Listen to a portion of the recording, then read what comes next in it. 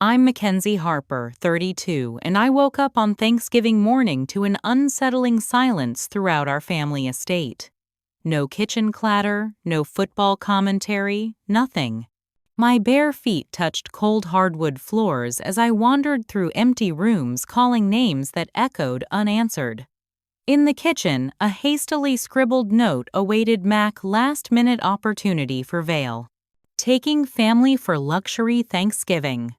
Leftovers in fridge. Back Tuesday. Mom. My phone buzzed with Instagram notifications, my family already posting mimosa toasts from a private plane. The turkey I'd spent yesterday brining sat untouched in the refrigerator, a perfect metaphor for my family's cold betrayal. Before I dive into what happened next, I'd love to know where you're watching from today. Are you cozied up with a warm drink, or maybe taking a break from your own family drama? Hit that like button if you've ever felt excluded by people who were supposed to have your back, and subscribe to join our community of resilient souls who've turned painful experiences into personal power. Now, let me reveal how this Thanksgiving abandonment was just the beginning of a shocking family conspiracy. To fully grasp the magnitude of this betrayal, you need to understand my position in the Harper family dynamic. I've always been the responsible daughter, the dependable one who followed every rule and exceeded every expectation.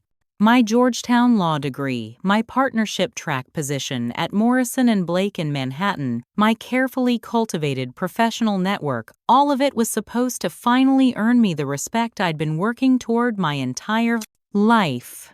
4 months ago, I moved back into the family estate after what I diplomatically described as a strategic career pivot. The unvarnished truth was uglier. My law firm had undergone an unexpected restructuring, and despite my stellar track record, I found myself suddenly without a position. I'd later discover this coincidence had my stepfather's fingerprints all over it. Bradley Harper married my mother Victoria 15 years ago after my biological father died in a skiing accident. Bradley, with his perpetual tan-perfect veneers and calculating green eyes, built his investment empire through what he called strategic competitor elimination. I never imagined I would become one of those competitors. My half-siblings, Jordan and Alexis, 28 and 26 respectively, had always been Bradley's obvious priorities. While I worked 3 jobs through law school, they received fully funded educations, European cars for graduation presents, and executive positions in the family business, regardless of their qualifications. Alexis, with her communications degree from a mid-tier private college, somehow headed the company's entire investor relations division. Jordan, despite his business degree, earned through generous donations to his father's alma mater, rarely appeared at the office before noon, yet held the title of Executive Vice President. Despite the blatant favoritism, I maintained a close relationship with my mother. Victoria, with her warm smile and anxious eyes, had always been my advocate. Or so I believed. In hindsight, I can see how she'd gradually shifted from defending me to merely softening Bradley's blows. "Your stepfather just wants what's best, Mac," she'd say. "He just shows love differently." Her betrayal would prove the most devastating of all. When I suggested hosting Thanksgiving this year, everyone appeared enthusiastically supportive. Mom even helped me plan the menu the previous weekend, suggesting I prepare Grandmother Harper's secret cranberry recipe since everyone loves it so much. Bradley had nodded approvingly when I mentioned ordering an organic heritage turkey from a local farm. Jordan and Alexis had both texted their dietary preferences and offered to bring wine. All performances designed to make the eventual abandonment that much more cutting. After finding the note, I searched the house for clues.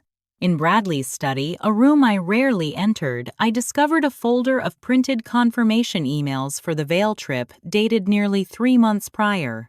A 6-day stay at the exclusive Pinecrest Lodge private jet transportation ski lessons, already scheduled for Jordan and Alexis spa appointments for my mother. Even dinner reservations for Thanksgiving Day at Alpine Hearth Vail's most prestigious restaurant reservation for 4, not 5. In the kitchen junk drawer, I found a crumpled receipt from Mountain Outfitters, 4 of everything. 4 pairs of gloves, 4 new ski jackets, 4 lift passes. The purchase date 7 weeks ago. They hadn't just excluded me. They had meticulously planned to exclude me all along. With trembling hands, I called my mother. The call went straight to voicemail twice before she finally answered on my 3rd attempt. The sound of laughter and clinking glasses formed a painful backdrop to her voice. "Mac, darling, did you get my note?" Her forced cheerfulness felt worse than outright hostility would have been. "A note, Mom. You left for a family vacation without me and left a note." I struggled to keep my voice steady. "Oh, sweetheart, it was such a last-minute opportunity. Bradley's investor offered his chalet, and you know how these things go. We tried to call you last night, but you must have been asleep." My call history showed no missed calls. Not a single text message. "I was prepping the turkey you asked me to make. For the Thanksgiving dinner you knew I was hosting. Well, we can have a belated celebration when we return. Use the time to relax, darling. You've seemed so tense lately." In the background, I heard Bradley's voice. "Victoria, they're pouring the welcome champagne. Wrap it up." "I've got to go, honey. We'll bring you back something special." The line went dead before I could respond. Still in shock, I called Nancy, my mother's closest friend and our neighbor for the past 20 years. Her uncomfortable pause told me everything before she even spoke. "Oh, Mackenzie, I assumed you were going with them. They've been planning this trip since August. Victoria showed me the brochures months ago." Each revelation felt like another blade between my ribs. I hung up and immediately checked our family group chat. Nothing mentioned about Vail. Scrolling back through messages, I noticed subtle references I'd missed. Alexis asking Jordan if he'd packed sunscreen for the trip, my mother mentioning needing to buy new snow boots. Acting on intuition, I created a search in my email for anything containing Harper and Thanksgiving. There it was, a separate email group titled Thanksgiving 2025 Harper Family. I wasn't included. Dozens of exchanges between my mother, Bradley, and my siblings discussing the Vail plans in detail while simultaneously responding to my Thanksgiving dinner planning emails with enthusiasm. My hands shaking, I pulled up Instagram again. There was Alexis posing in a new Patagonia jacket with the caption, "Shopping for our secret family getaway number, blessed number, family trip number, can't wait to escape." The post was from 3 weeks ago. Jordan had commented, "Don't spoil the surprise," with a winking emoji. I scrolled back further. Bradley and my mother posing with ski instructors during what was supposedly a business trip to Colorado last month, clearly a planning visit for this trip. Jordan posting about researching the best slopes for Turkey Day. All while I'd been ordering ingredients, arranging seating charts, and polishing the rarely used formal dinnerware. The house phone rang, startling me from my digital investigation. It was Aunt Judith, my mother's sister. "Mackenzie, dear, we're outside, but no one's answering the door. We brought the cornbread stuffing like you requested." My stomach dropped. "What do you mean you're outside?" "For Thanksgiving dinner, of course. Didn't Victoria tell you we were coming? She said you were hosting this year." The final piece clicked into place. Not only had my family planned their secret getaway for months, but they'd also neglected to inform the extended family members who were expecting to attend my Thanksgiving dinner. I'd been set up to face the humiliation of explaining their absence to relatives who had driven hours to attend. As I opened the front door to face my bewildered relatives, my phone chimed with a text from Alexis. "Hope you're enjoying your alone time. We figured you needed space after your big career flop. Thoughtful of us, right?" That text confirmed my suspicion. This wasn't a thoughtless oversight. This was calculated cruelty. After awkwardly explaining the situation to the extended family, creating a sanitized version about a last-minute opportunity that somehow didn't include me, I collapsed onto the kitchen floor completely drained. The house had never felt so empty, so hollow, despite its sprawling 9,000 square feet of luxury.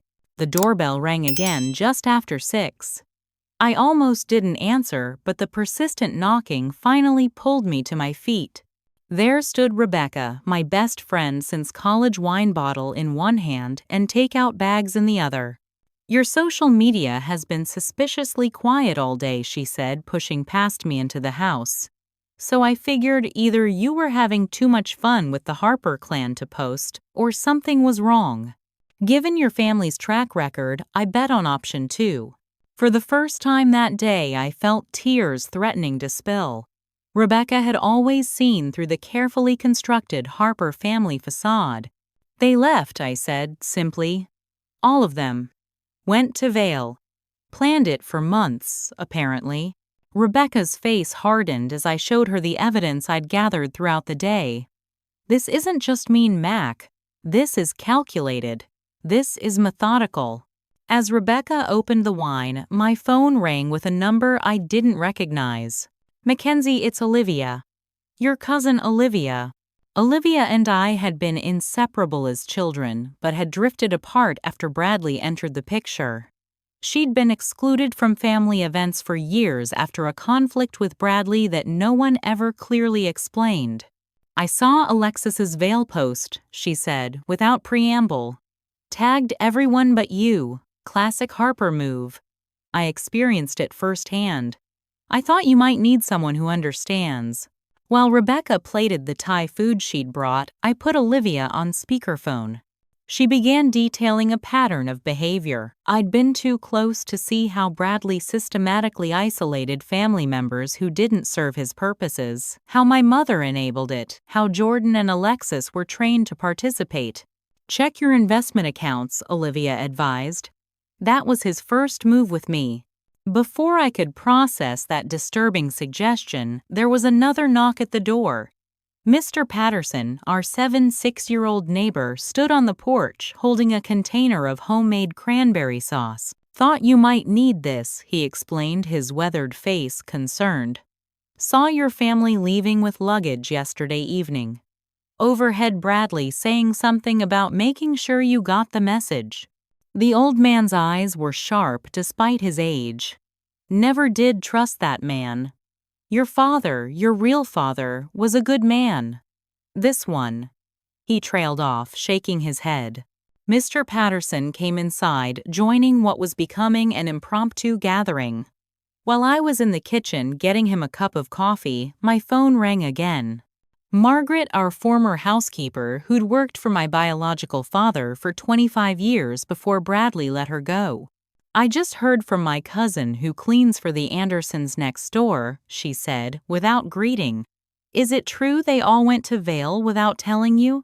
When I confirmed it, she made a disgusted sound. "I'm not surprised. Bradley gave the entire house staff the week off, paid holiday, very generous on the surface.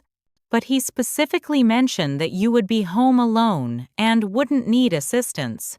Struck me as odd at the time.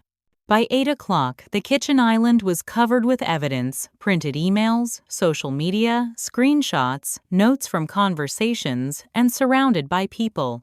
Rebecca, Mr. Patterson, and now Margaret in person with Olivia still on speakerphone. Then came the most unexpected ally of all. A text message from David Sullivan, the family attorney. "Are you home? Need to speak privately." 30 minutes later, David arrived looking uncomfortable in casual clothes rather than his usual tailored suit. He glanced at the assembled group with surprise. "I see you've already started gathering information," he said carefully, eyeing the documents spread across the counter. "I've been the Harper family attorney for 17 years. There are things I can't discuss due to attorney-client privilege. But there are also things, as someone who respected your father greatly, that I feel ethically obligated to bring to your attention." He slid a folder across the counter. Bradley has scheduled a meeting for Tuesday morning as soon as they return. The subject is a trust amendment that would essentially remove you from all family financial structures. There are other matters I'm concerned about as well, regarding your grandmother's will and provisions specifically made for you. By midnight, what had started as a day of abandonment had transformed into something else, a war council. Rebecca had called other friends who began arriving with more food, more wine, and crucially, more support. Olivia had emailed documents showing how Bradley had treated her similarly years before. The last to arrive was my college roommate Tara, now a digital security specialist, who took one look at the situation and said, "Let me guess. Rich stepfather, complicit mom, golden child siblings, and you're suddenly the family problem. I've seen this movie before. Let's check your devices for spyware." For the first time since seeing that note on the kitchen counter, I felt something beyond hurt and shock. I felt the first spark of righteous anger, and with it the first glimmer of a plan. The next morning, armed with coffee and determination, I began a systematic investigation into my family's betrayal with my newly formed support team. What we uncovered went far beyond a cruel Thanksgiving surprise. David, the family attorney, had brought copies of trust documents showing recent modifications. While he maintained plausible deniability, I'm just organizing these chronologically for the file, not showing you anything the implications were clear. 3 months ago, coinciding perfectly with my job loss, Bradley had begun the process of removing me from the family trust established by my biological father. "The timing seems relevant," David said carefully.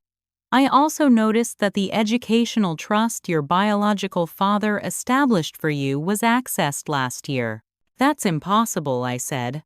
"I paid for my law school loans myself. I never touched that money." David raised an eyebrow but said nothing more.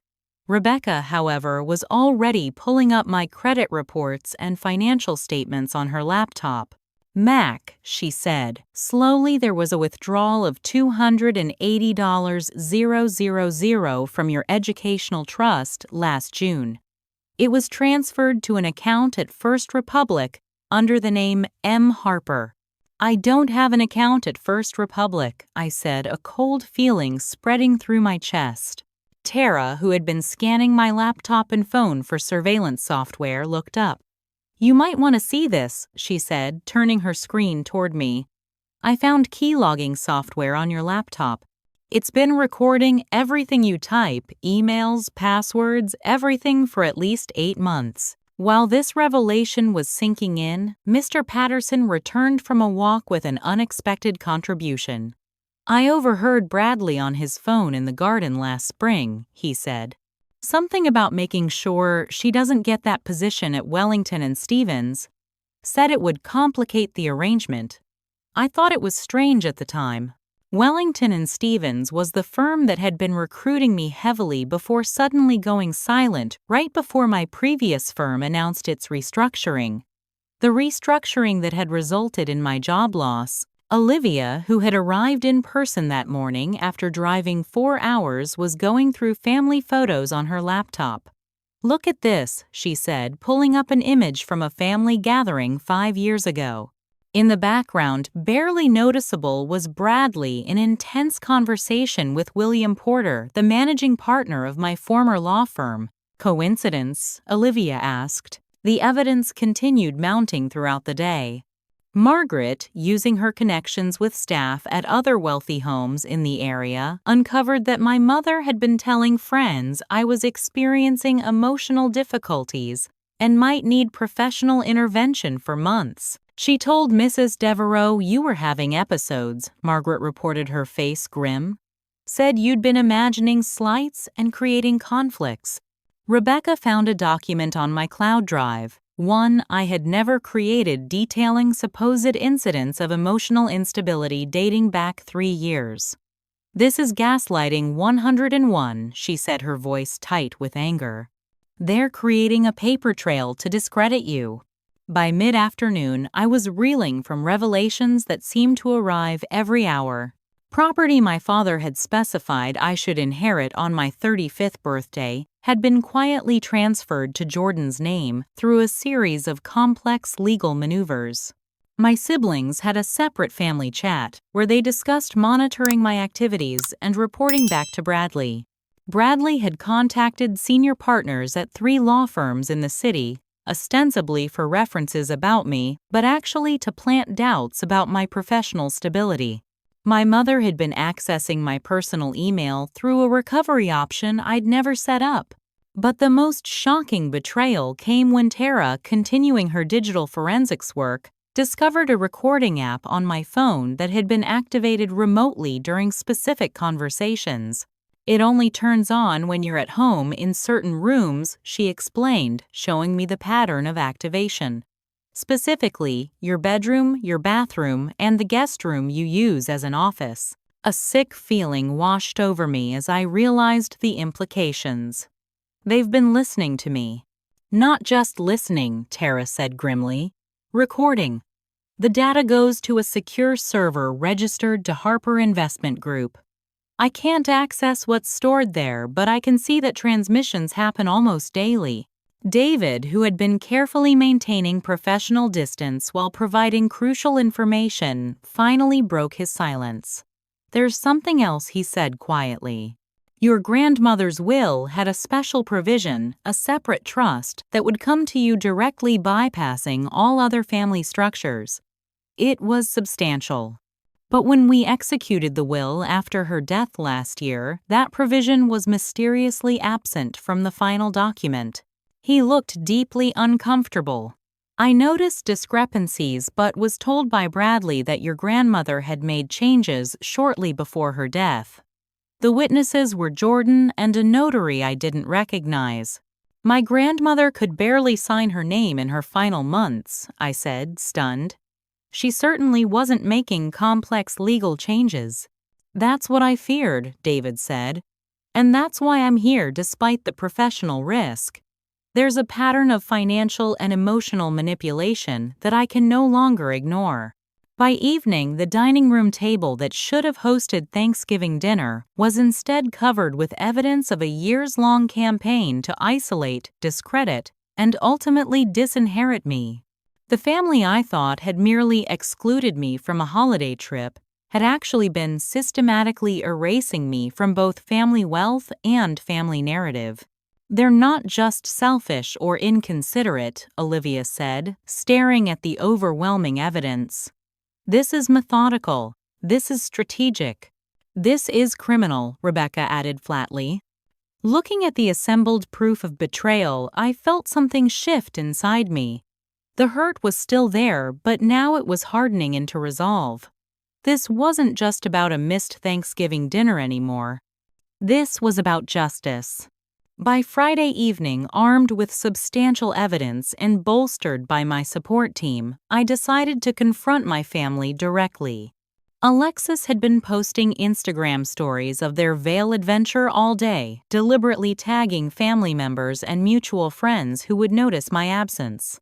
The latest showed them toasting with champagne in a luxury chalet, the caption reading, "Family is everything. Number, blessed number, grateful number, family traditions." The hypocrisy was too much to bear. I texted my mother. "We need to talk. All of you. Video call in 1 hour." Her response came quickly. "Darling, we're about to go to dinner. Can it wait until tomorrow?" "No," I replied simply. 1 hour. Or I start making calls to business associates about what I've discovered. That got their attention.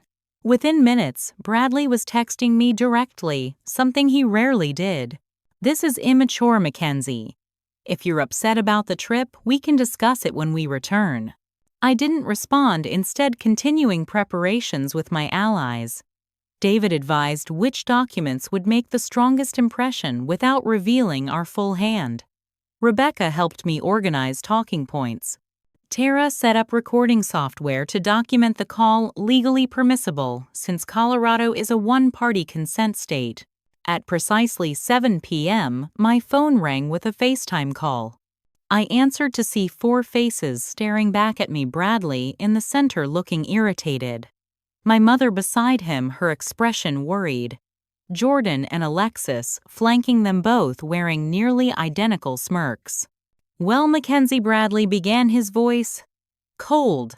"You've interrupted our vacation for this emergency discussion. What's so urgent?"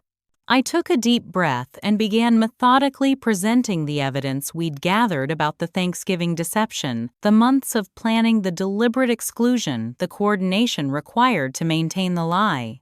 "It was a last-minute opportunity," my mother repeated weakly. "The reservations were made in August, Mom," I replied, holding up the printed confirmation emails. "The ski lessons were booked in September. You bought winter gear 6 weeks ago. There was nothing last minute about it." Bradley's face hardened. "Is this why you demanded this call? Because you're feeling left out of a family trip?" "This is exactly the kind of emotional overreaction that concerns us, Mackenzie." I moved to the financial evidence next, showing the documents indicating changes to the family trust. "Where did you get those?" Bradley snapped, his composure slipping momentarily. "Those are private legal documents." "I'm still a trustee," I replied, which wasn't entirely true, but his reaction confirmed that the documents were genuine. My mother looked genuinely confused. "Bradley, what is she talking about? What changes to the trust?" He patted her hand dismissively. "Nothing for you to worry about, Victoria, just some standard updates." I pressed forward, mentioning the educational trust funds that had been diverted. Jordan laughed outright. "Oh my God, are you seriously accusing us of stealing from you? This is insane." Alexis joined in, her voice dripping with mock concern. "Mac, sweetie, I think you need to talk to someone professional about these paranoid delusions. First, you think we deliberately excluded you from a family trip, and now you're inventing financial conspiracy theories. This is exactly why we've all been so worried about you." The gaslighting was so blatant, it almost took my breath away. Worried enough to install spyware on my devices and record my private conversations, I challenged watching their reactions carefully. A flash of something surprise concern crossed Bradley's face, quickly replaced by practiced indignation. "That is an outrageous accusation. You've clearly been working yourself into a frenzy of persecution fantasies." My mother looked genuinely distressed. "Mackenzie, honey, I think you might be having some kind of episode. We've noticed you've been under tremendous stress since losing your job." "The job I lost after Bradley spoke to William Porter," I interrupted. "After the Wellington and Stevens offer mysteriously disappeared, that hit a nerve." Bradley's face flushed red. "I've had enough of these wild accusations. You've clearly been building some delusional narrative to explain your professional failures." He turned to my mother. "Victoria, this is exactly what Dr. Mercer warned us about. The paranoid ideation, the conspiracy thinking." He looked back at the camera, his voice hard. "Mackenzie, if you continue spreading these defamatory claims, I'll have no choice but to take legal action. For your mother's sake, I've tried to be patient with your issues. But there are limits." My mother was crying now. "Please, Mac, let us help you. When we get back, we can find you a good therapist." "I don't need a therapist, Mom. I need my family to stop lying to me and stealing from me." Alexis rolled her eyes dramatically. "Always the victim. This is why no one can stand being around you anymore, Mac. It's exhausting." Jordan nodded. "Seriously, even Mom dreads your calls." I looked at my mother, waiting for her to contradict this cruel statement. Instead, she looked away, saying nothing. That silence hurt more than any words could have. Bradley seized the moment. "Mackenzie, I'm going to speak plainly because this situation has clearly escalated beyond reason. Your behavior has become increasingly erratic and concerning. Your mother and I have consulted with medical professionals who suggest you may be experiencing a psychological break. When we return, we expect you to agree to a full psychiatric evaluation, or will need to reconsider your living arrangement at the family home. You're threatening to evict me if I don't agree to be labeled mentally ill, I asked incredulously. We're offering help, Bradley replied smoothly. Whether you choose to accept it will determine next steps. The call ended shortly after with nothing resolved and new threats looming. Within minutes, my phone began buzzing with concerned messages from family, friends, and distant relatives, all somehow hearing about my concerning behavior and breakdown. Alexis had already posted on Instagram, "Some family bonds require tough love and difficult decisions. Please keep us in your thoughts as we navigate a challenging personal situation." Mental health number. Family first number, prayers. The coordinated character assassination had begun. By midnight, I received an email from Bradley's personal attorney, not David, outlining concerns about unauthorized access to confidential family documents and threatening legal action. My access to family financial accounts was revoked. The password to the family cloud storage was changed. I sat in the kitchen surrounded by evidence of their betrayal, feeling utterly defeated. The confrontation had backfired spectacularly. Instead of forcing them to acknowledge their actions, I'd handed them ammunition to accelerate their campaign against me. They were prepared for this, Rebecca said, reviewing the recorded call. They had their narrative ready. They're coordinating this together. I put my head in my hands. Maybe I should just leave. Start over somewhere else. I can't fight all of them. The kitchen fell silent. Then Olivia spoke up, her voice quiet but firm. That's exactly what they want you to do, Mackenzie. That's what Bradley wanted me to do. And I did it. I walked away. I've regretted it every day for 9 years. She placed her hand on mine. You have something I didn't have. You have evidence. You have allies. And you have the truth. David, who had been silently observing the call from outside camera range, finally spoke. There's something else you have, he said, reaching into his briefcase. This. He handed me a sealed envelope yellowed with age. Your grandmother gave this to me before she died. Said I should give it to you if things ever seemed wrong. I think now qualifies. Inside was a letter handwritten in my grandmother's shaky script and a small key. My dearest Mackenzie, it began. If you're reading this, I was right to be concerned about what might happen after I'm gone. Your grandfather and I always saw the strength in you even when others in the family tried to diminish it. We've prepared for this possibility. As I read on, I felt a surge of hope for the first time in days. My grandparents hadn't just seen this coming, they had created a contingency plan specifically for me. One that Bradley knew nothing about. We're not done, I said, finally looking up at the concerned faces around me. We're just getting started. The days following Thanksgiving transformed the family estate into a strategic command center. What Bradley had failed to understand was that by isolating me so completely, he'd also freed me from constraints. With nothing left to lose, I could finally fight back without reservation. My grandmother's letter had been the turning point. Not only had she seen through Bradley's facade years ago, but she had also taken concrete steps to protect me. The key in the envelope opened a safe deposit box containing documents that changed everything. Original copies of her unaltered will recordings of conversations with Bradley that revealed his true intentions and access information for an offshore account established in my name, one Bradley had never discovered. Your grandfather didn't trust banks or lawyers except for the few he personally vetted, her letter explained. He believed in insurance policies that couldn't be manipulated by people with ill intentions. This is your insurance policy, Mackenzie. The account wasn't massive by Harper standards, about $1.5 million, but it represented freedom. Freedom to fight without fear of complete financial ruin. Armed with this security, we methodically built our counteroffensive. David, despite significant professional risk, provided crucial guidance on navigating the legal complexities ahead. What Bradley's doing skirts the line between aggressive estate planning and outright fraud, he explained, reviewing the documents we'd gathered. The key is proving intent.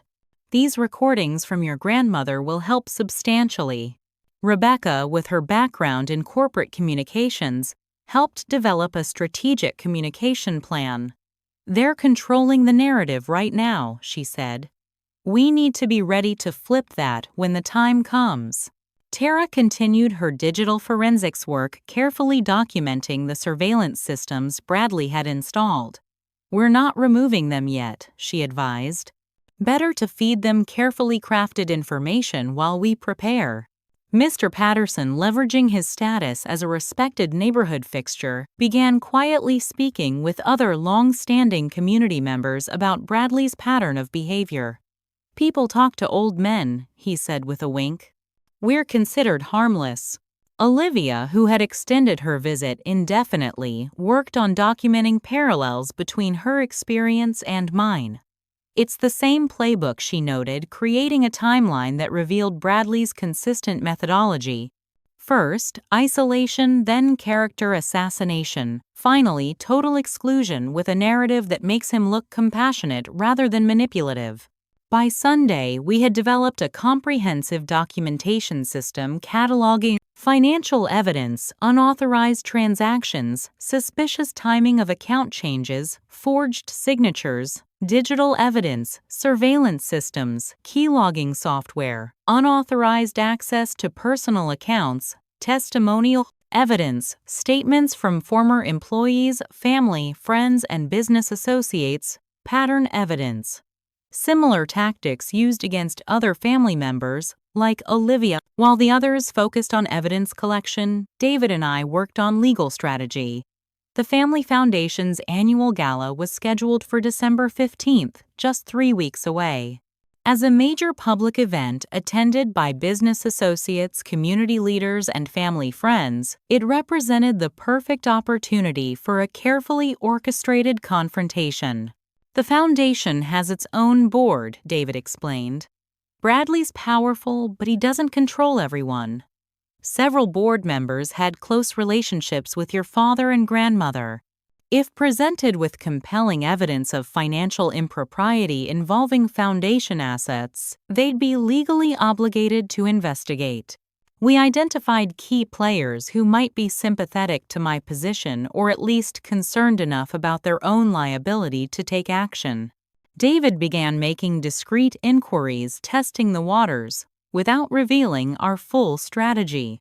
By Monday morning, as my family was returning from their Vail getaway, we had established secure communication protocols using encrypted messaging apps and burner phones. The family home was now assumed to be completely compromised from a security perspective. Only discuss sensitive matters outside the house, preferably in public places with ambient noise, Tara advised. Assume every room is monitored. We relocated most of our planning to Rebecca's apartment, maintaining a careful charade at the family estate. I deliberately left misleading notes in my journal, had staged phone conversations suggesting emotional instability, and appeared to be researching inpatient mental health facilities online, all designed to convince Bradley that his strategy was working. Olivia had reached out to my biological father's oldest friend, Lawrence Whitman, now a senior partner at one of the city's most prestigious law firms. Initially skeptical, Whitman agreed to meet after seeing some of our evidence. Bradley Harper has powerful friends, he warned during our meeting at his office. But your father had loyal ones. Count me among them. With Whitman provisionally on our side, we gained access to legal resources that matched Bradley's. Whitman assigned 2 associates to our case, working under the radar to prepare potential legal actions. The most unexpected support came from my grandmother's former personal assistant, Ruth Wilson, now in her 70s.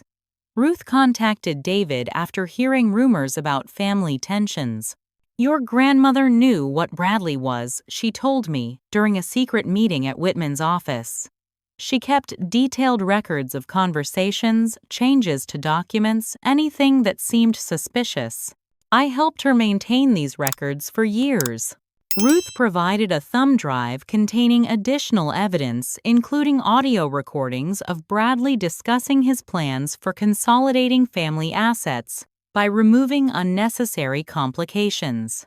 The context made it clear that I was one of those complications. By the end of the week, we had assembled a formidable case documenting years of manipulation, both financial and emotional. But we still needed a smoking gun, irrefutable evidence that would be impossible to dismiss as misunderstanding or family squabbling. It arrived unexpectedly through Jordan's carelessness. My brother, perhaps emboldened by what he perceived as my impending removal from the family, had been drinking heavily since returning from Vail and growing increasingly indiscreet. Whitman's associate, posing as an interested woman at Jordan's favorite bar, recorded him boasting about family business operations that sounded suspiciously like tax fraud, specifically mentioning Dad's offshore system and how we keep certain assets off the books. When presented with this recording, Whitman's expression turned grave. "This goes beyond family drama, Mackenzie. If what he's suggesting is accurate, there could be criminal liability." The pieces were falling into place. What had begun as a response to a cruel Thanksgiving exclusion had uncovered what appeared to be years of systematic financial misconduct. As we finalized our strategy for the Foundation Gala confrontation, I received an unexpected text from my mother, "Need to see you, alone. Tomorrow, 2 p.m. Riverside Park by the fountain, no phones." I showed the message to the team. "It's probably a trap," Olivia warned. Victoria's always been Bradley's enabler. Maybe I acknowledged. But she's also my mother. I need to know if there's any part of her left that isn't under his control. After much debate, we developed a safety protocol for the meeting. I would go, but with Rebecca and Whitman's associate positioned nearby watching from a distance. I'd wear a concealed recording device, and we established check-in signals and emergency responses. Whatever my mother wanted, this meeting represented another piece of the complex puzzle we were assembling. A puzzle that would soon reveal the full picture of betrayal, manipulation, and greed that had shaped the Harper family for years. And when that picture was finally clear, not even Bradley would be able to talk his way out of the consequences. The meeting with my mother never happened. I arrived at Riverside Park at exactly 2 p.m., positioning myself on the bench by the fountain as instructed. After 45 minutes of waiting, with Rebecca texting concerned updates from her surveillance position, I finally accepted that she wasn't coming. Instead, when I returned home, I found a formal eviction notice taped to the front door. Bradley was moving with stunning speed, citing concerns about destructive and erratic behavior and claiming evidence of unauthorized access to private family documents. The notice gave me 48 hours to vacate an illegal timeframe under state law, but Bradley had never concerned himself much with legal technicalities when power plays were available. I photographed the notice and sent it to Whitman before carefully removing it. Inside the house, felt different items had been moved in my bedroom desk, drawers left slightly open, papers rearranged. Someone had been searching my things, not bothering to hide the intrusion. My phone buzzed with a text from an unknown number. "Check your email." In my inbox was a message from the County Mental Health Services office confirming an emergency evaluation appointment scheduled for the following day, an appointment I certainly hadn't made. Attached was a copy of a petition for involuntary psychiatric evaluation filed by Victoria Harper, citing increasingly paranoid behavior and unfounded accusations against family members. The systematic dismantling of my life was accelerating. Within hours, I discovered that my personal bank accounts had been frozen due to suspicious activity. My credit cards were declined when I attempted to buy groceries. My health insurance portal showed my coverage had been temporarily suspended pending review. By evening, the character assassination had gone public. Alexis had posted a somber Instagram message expressing heartbreak over watching someone you love struggle with mental health challenges and asking for prayers for our family during this difficult time. The post had hundreds of sympathetic comments, many from family, friends, and business associates. Jordan was less subtle, directly messaging mutual connections with warnings that I had become unstable and potentially dangerous. He suggested people keep their distance until this situation is resolved. Whitman called with more bad news. They're moving aggressively on multiple fronts. Bradley has filed a restraining order claiming you've been threatening the family. There's also a motion regarding conservatorship. They're building a case that you're unable to manage your own affairs. Can they do that? I asked, stunned by the escalation. It's a stretch, but with Bradley's connections and resources, we need to take it seriously. They're creating a paper trail, medical consultations, witness statements, documented episodes. The petition your mother filed is part of that strategy. The walls were closing in with terrifying speed. If Bradley succeeded in having me subjected to an involuntary psychiatric hold, everything we'd built would collapse.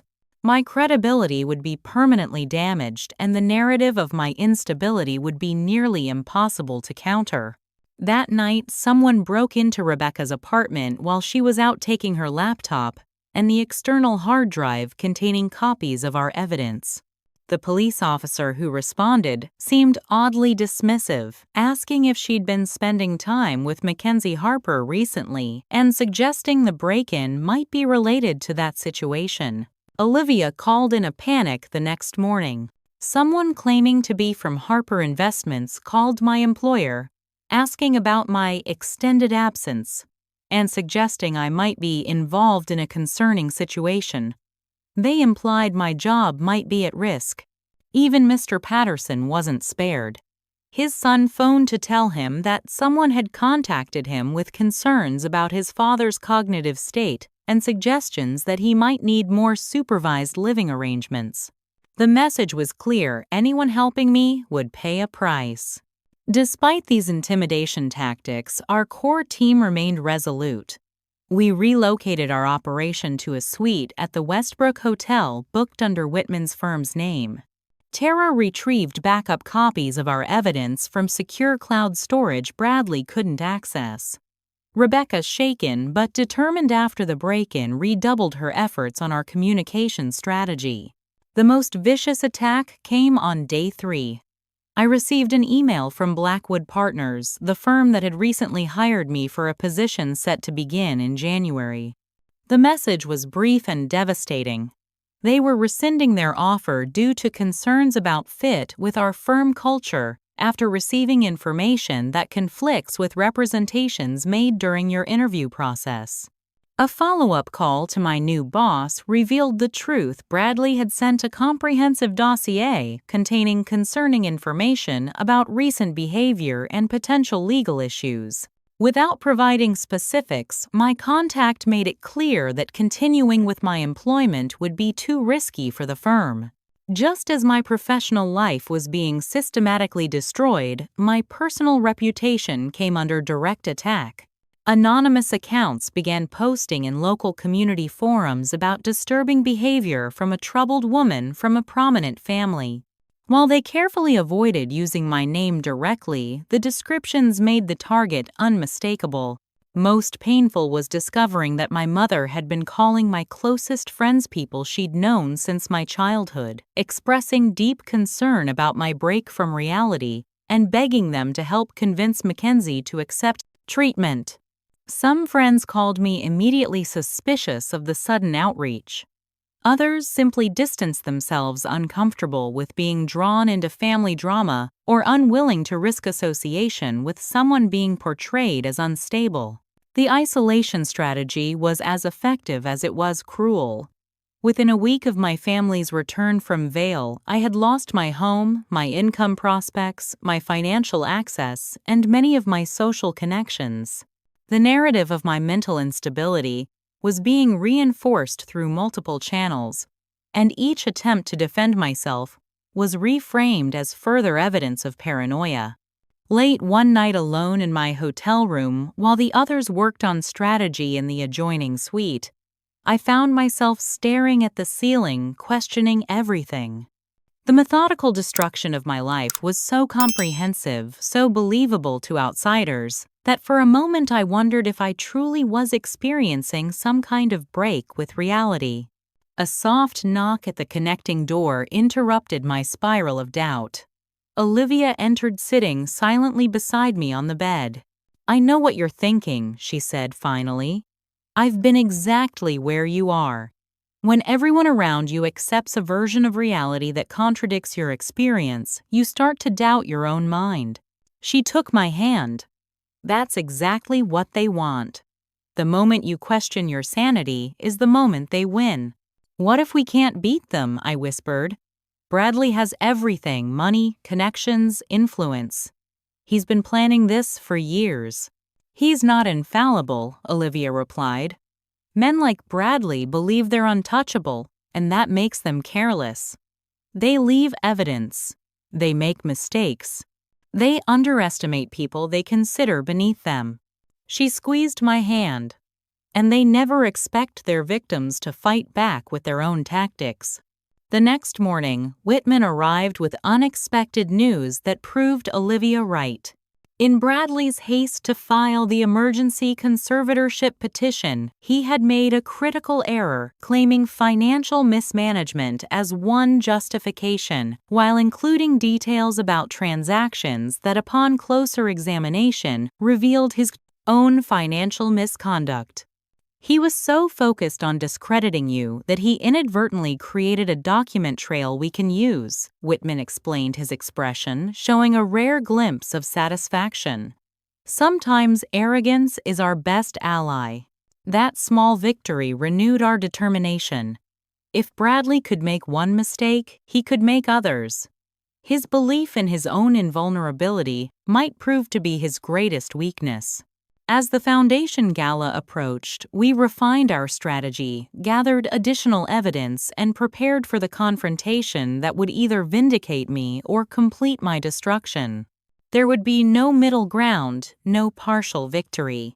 Bradley had tried to erase me from the family narrative. Instead, he had made me the author of its most consequential chapter. The Harper Family Foundation Annual Gala represented everything Bradley valued: power, prestige, and carefully curated public perception. Held at the Metropolitan Grand Hotel's ballroom, it brought together the city's elite for an evening of performative philanthropy and strategic networking. The guest list included business leaders, politicians, socialites, and media personalities, all people Bradley considered essential to his image and influence. It was the perfect stage for his final humiliation. Or mine. In the 3 days before the event, we executed the final phases of our plan. Whitman filed sealed court documents containing our evidence of financial impropriety, timed to become public record the morning after the gala. Tara completed her digital forensics report documenting the surveillance and hacking of my devices. Rebecca finalized our media strategy in case Bradley attempted to control the public narrative. Most importantly, David had quietly approached 3 key foundation board members, people who had been close to my biological father, sharing selected evidence of Bradley's misappropriation of foundation funds. While not enough to trigger immediate action, it was sufficient to ensure they would be watching carefully during the evening's events. The night of the gala, I prepared in a hotel room 12 floors above the ballroom where my family was already greeting guests. My hands trembled slightly as Rebecca helped me into a classic navy evening gown, one my grandmother had given me for my law school graduation symbolism. Bradley wouldn't miss. "Remember, this isn't just about exposing," Rebecca reminded me, adjusting my hair. "It's about reclaiming your place and your power." No matter what happens down there, you've already won by refusing to disappear. At precisely 8:37 p.m. during the brief interval between dinner and Bradley's scheduled remarks, I entered the ballroom through a service entrance, David and Whitman flanking me. The timing was deliberate, ensuring maximum attendance and minimum opportunity for Bradley to prevent my entrance. A hush fell over the room as I walked confidently toward the main table, where my family Saturday. Bradley's face registered shock, then fury, then a forced smile as he calculated the potential public relations damage of a scene. "Mackenzie," he said, rising smoothly from his chair. "What an unexpected surprise. We were under the impression you weren't feeling well enough to attend." My mother looked genuinely startled, while Jordan and Alexis exchanged alarmed glances. "I wouldn't miss this for the world, Bradley," I replied, my voice clear and carrying across the now silent room. The foundation meant everything to my father. And to my grandmother. The subtle emphasis on my biological connections wasn't lost on Bradley. His smile tightened. "Perhaps we should discuss this privately," he suggested, gesturing toward a side door.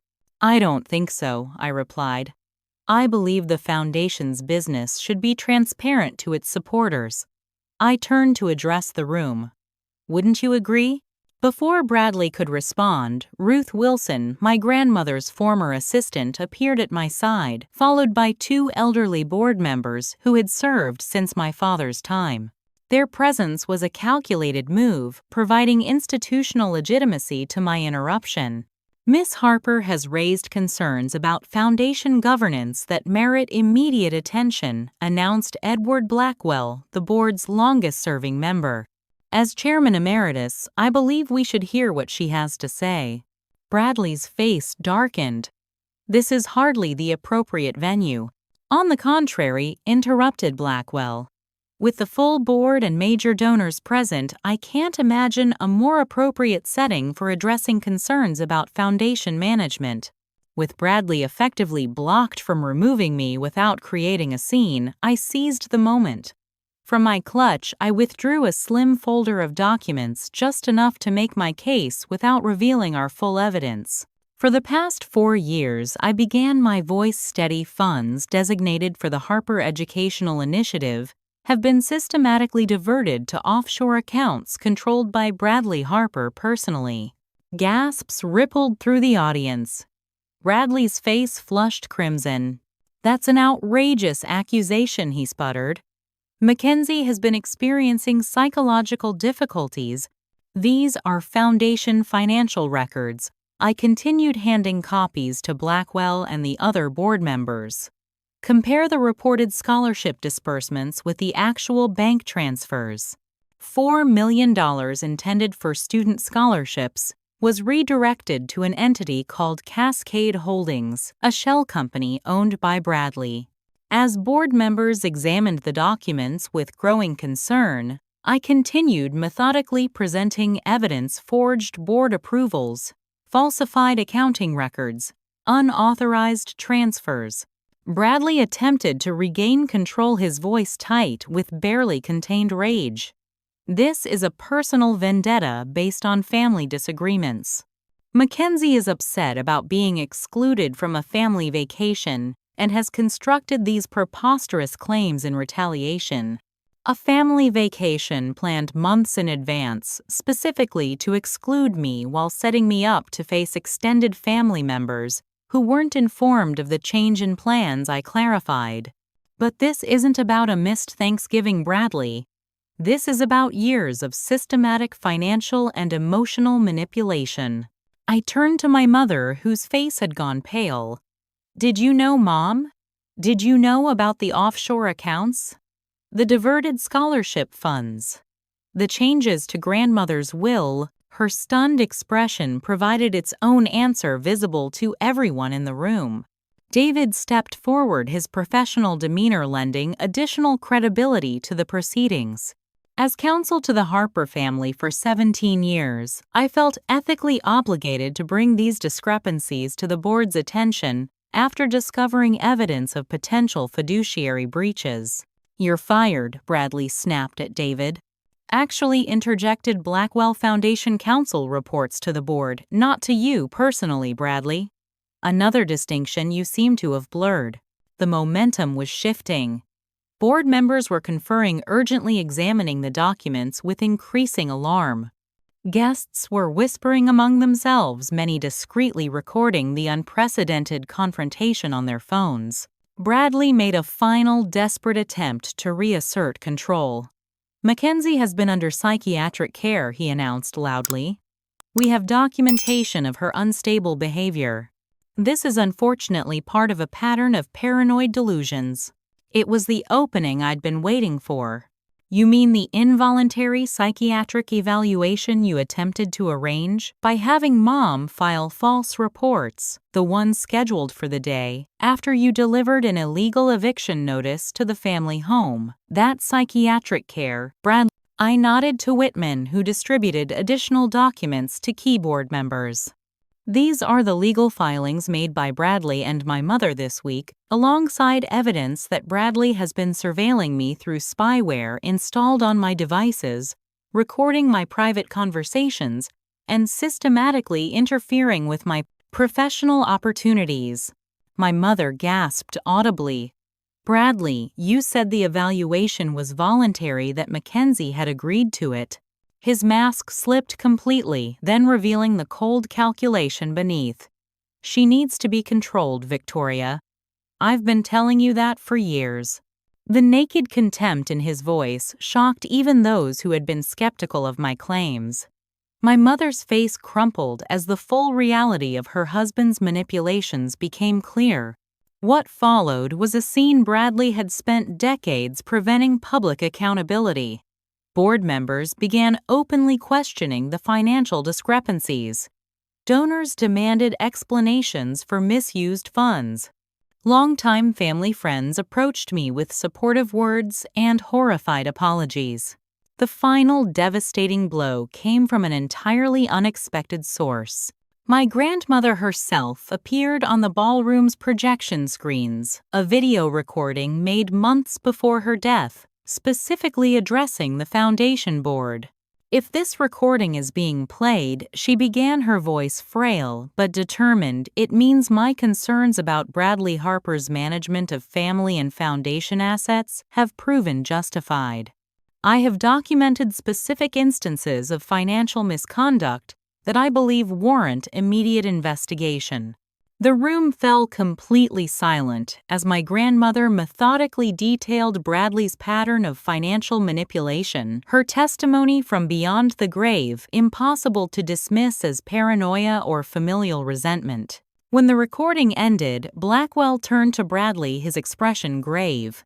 "The board will convene an emergency session immediately. Until investigations are complete, you are suspended from all foundation activities and accounts." Bradley looked around wildly, seeking allies and finding none.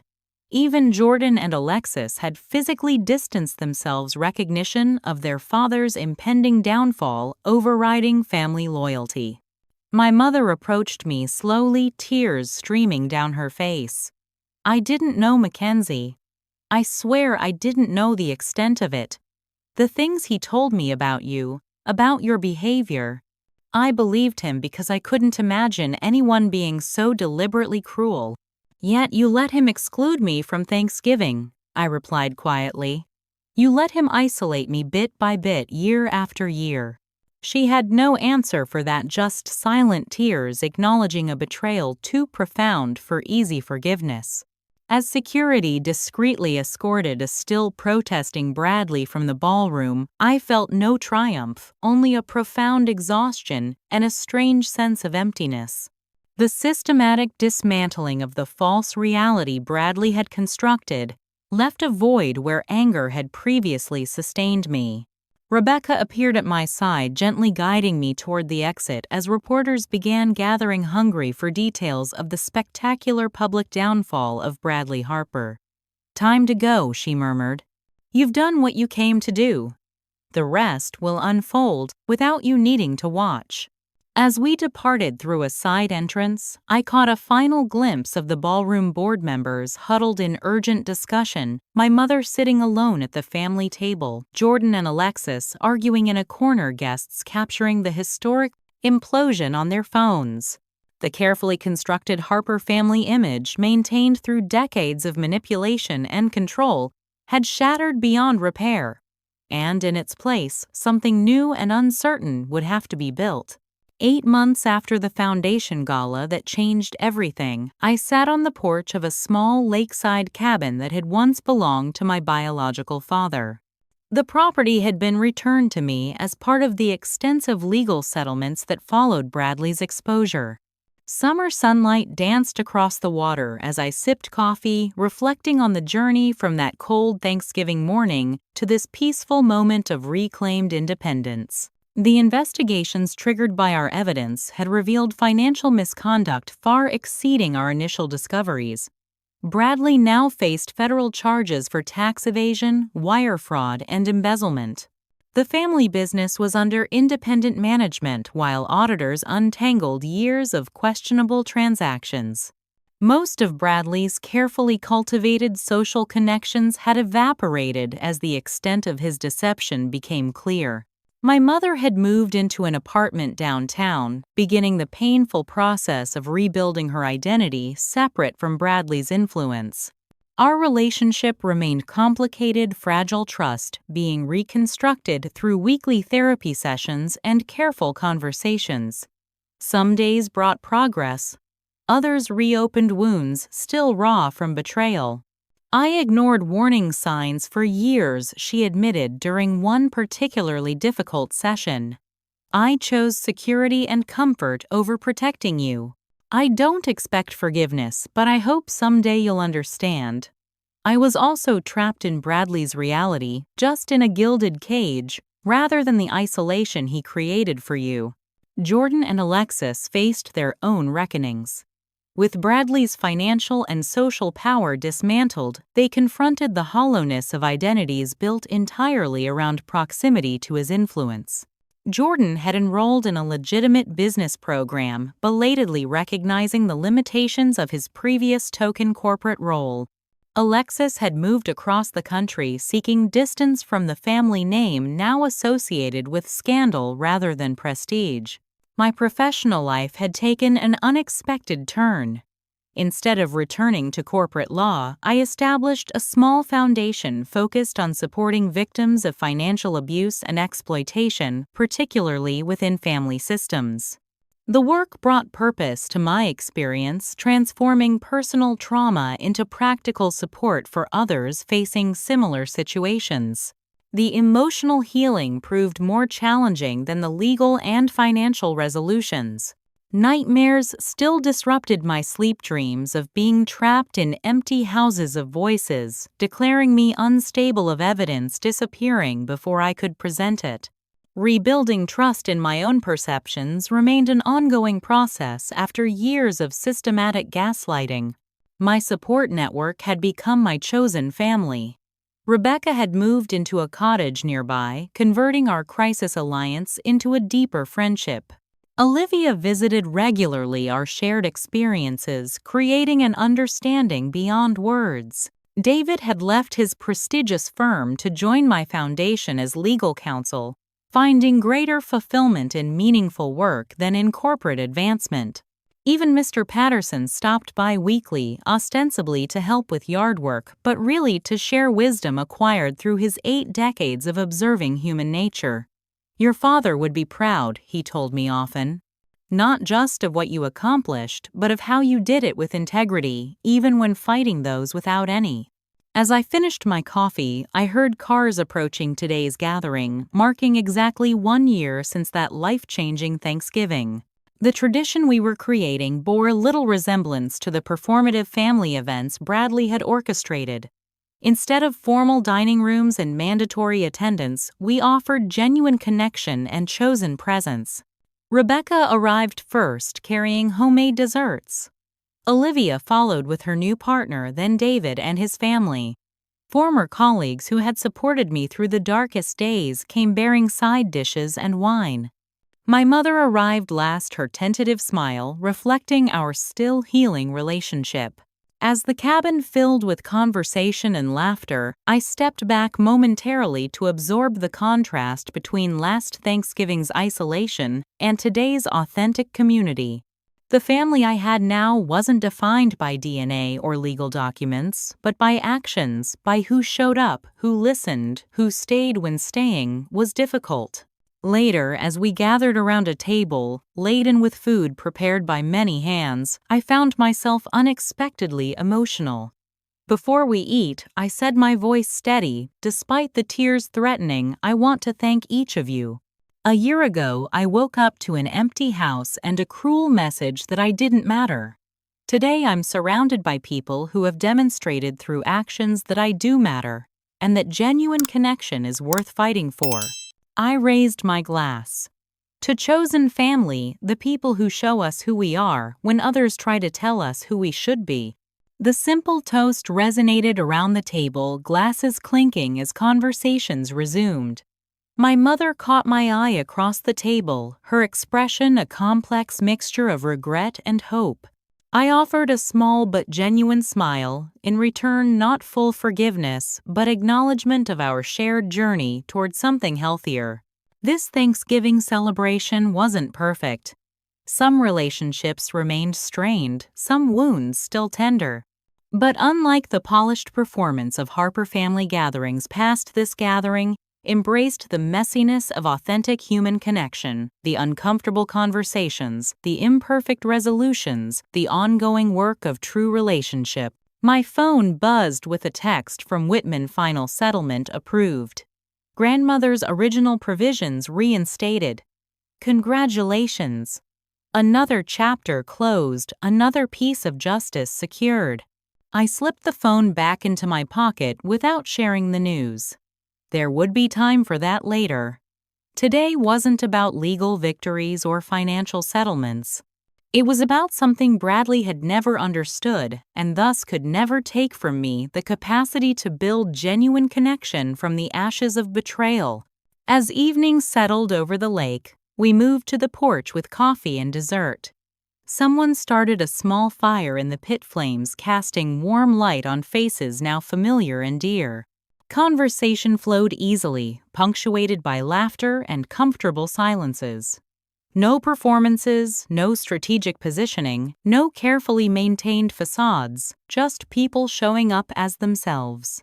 I thought back to that morning a year ago, the cold shock of abandonment, the turkey sitting untouched in the refrigerator, the desperate loneliness of realizing how thoroughly I'd been excluded.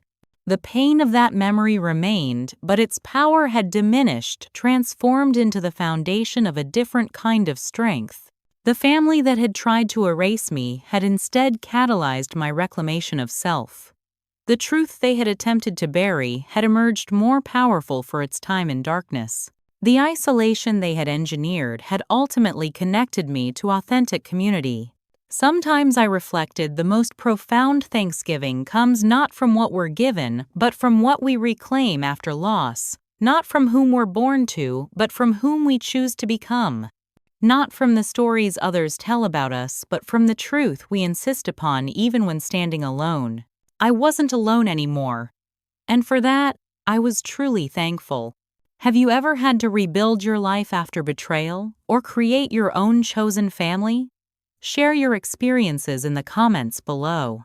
If this story resonated with you, please hit that like button to help others find it too, and subscribe for more stories of resilience and transformation. Remember to share with anyone who might be struggling with family difficulties. Sometimes knowing others have survived similar situations can be the lifeline someone needs. Thank you for listening to my journey, and remember, the family we choose often matters more than the one we're born into. Until next time, take care of yourselves and each other.